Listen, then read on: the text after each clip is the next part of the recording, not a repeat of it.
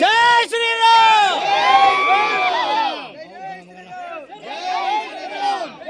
ಗಾಳಿ ಬಿಡ್ರಿ.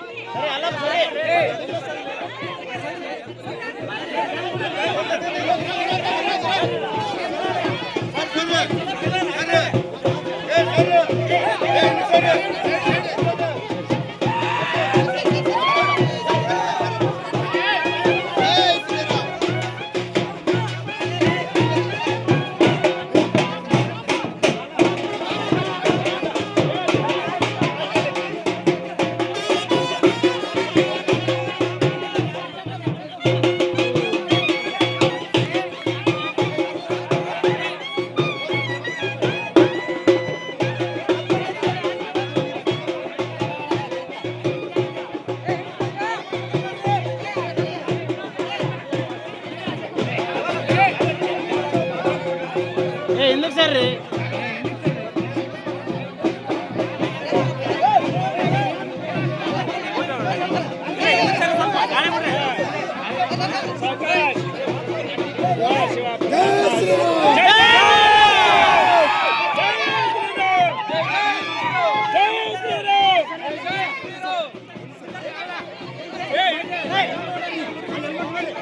ಬಿಸಿನಲ್ಲಿ ಉತ್ತರ ಕರ್ನಾಟಕದಾಗ 105 kg ಚೀಲವರಂಥದ್ದು ಅದು ಸಾಮಾನ್ಯ ಮಾತಲ್ಲ.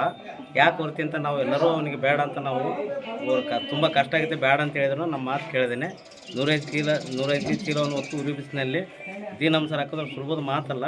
ಗ್ರಾಮದ ಎಲ್ಲ ಸರ್ವ ಗುರು ಹಿರಿಯರು ಎಲ್ಲರೂ ಸಹಕಾರದಿಂದ